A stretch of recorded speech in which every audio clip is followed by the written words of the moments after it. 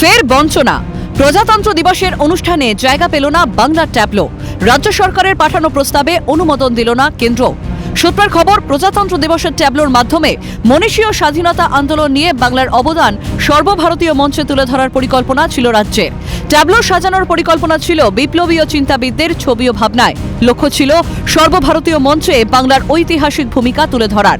এই নিয়ে রাজ্য প্রতিরক্ষা মন্ত্রকের মধ্যে একাধিক দফায় বৈঠক হয়। রাজ্যের দাবি, 3 দফা বৈঠকের পরেও বাংলার ভাবনাকে চূড়ান্ত তালিকায় রাখা হয়নি।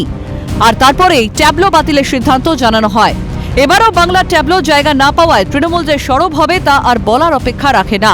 রাজ্যের ট্যাবলো জায়গা না পাওয়ায় পুর নগরোন্নয়ন মন্ত্রী ফেরাদ হাকিমের বক্তব্য, ওরা ট্যাবলো বাদ দিতে পারে কিন্তু বাংলার মনীষীয় তাদের দেশপ্রেম বাদ দিতে পারবে না।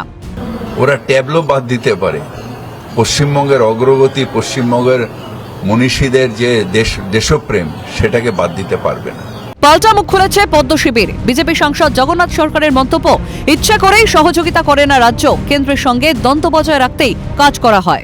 কেউ যদি নিয়ম না মেনে নিজের মতো ইচ্ছা করে করতে যায় তাহলে সেক্ষেত্রে বাদ পড়া ছাড়া কোনো রাস্তা থাকে না।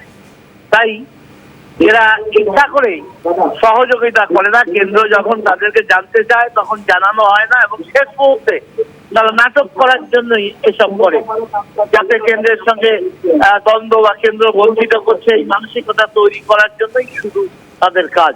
পশ্চিমবঙ্গের ট্যাবলো বানাই এমন সেটা বাতিলেরই যোগ্য। ট্যাবলো ভালো বানাও না ভাই, রবীন্দ্রনাথ ঠাকুরকে রাখো, বিবেকানন্দকে রাখো, বঙ্কিমচন্দ্রকে রাখো। এবার তো বঙ্কিমচন্দ্র থিম হয়েছিল, আমার জানা নেই এবার কি থিম করেছে। তাতে বঙ্কিমচন্দ্রের উপর, বন্দে মাতার উপর থিম হওয়া উচিত ছিল। আমি যদি মুখ্যমন্ত্রীর ছবি লাগিয়ে কন্যাশ্রী, অমুকশ্রী, তুমি শ্রী, হ্যাঁ আমরা পরশ্রী, হ্যাঁ এই যদি গান চলতে থাকে তাহলে এরকমই হবে। প্রজাতন্ত্র দিবসের অনুষ্ঠান থেকে বাংলার ট্যাবলো বাদ পড়ায় সুর চড়িয়েছে বাম কংগ্রেসও। প্রদেশ কংগ্রেস মুখপাত্র আশুতোষ চট্টোপাধ্যায়ের মন্তব্য, কায়েমি শাসন প্রতিষ্ঠা করতে চাইছে কেন্দ্র। যেটা অদ্ভুতভাবে তারা একটা কায়েমি শাসন তৈরি করতে চাইছেন, যেখানে বন্ধু সরকার আছে, মানে ডবল ইঞ্জিন যেখানে আছে সেখানেই সবকিছু হবে, আর বাকি ট্যাবলো থেকে শুরু করে সব জায়গায় বাদ যাবে যেখানে বিরোধী সরকার আছে। এভাবে ট্যাবলোবাদ ইস্যুতে সিপিএম সাংসদ বিকাশ রঞ্জন ভট্টাচার্য আবার বাংলার সম্মানের প্রশ্ন দেখছেন। তার কথায়, কেন ট্যাবলোবাদ? প্রধানমন্ত্রীকে চিঠি দিয়ে জানতে চাওয়া উচিত মুখ্যমন্ত্রীর। মুখ্যমন্ত্রী কি ভারতবর্ষের প্রধানমন্ত্রীর কাছে কোনো চিঠি দিয়ে জানতে চেয়েছেন? এটা জানা দরকার আমাদের ভারতবর্ষের যুক্তরাষ্ট্র কাঠামোর স্বার্থে। শুধুমাত্র বাজেটি গরম করে বক্তৃতা করে লাভ নেই, ওকে পরিষ্কার লিখিতভাবে জানতে চাওয়া উচিত কেন এই ট্যাবলো বাদ দেওয়া হলো, এবং যদি যুক্তিসঙ্গত কারণ না হয় এটা নিয়ে মামলা করা উচিত।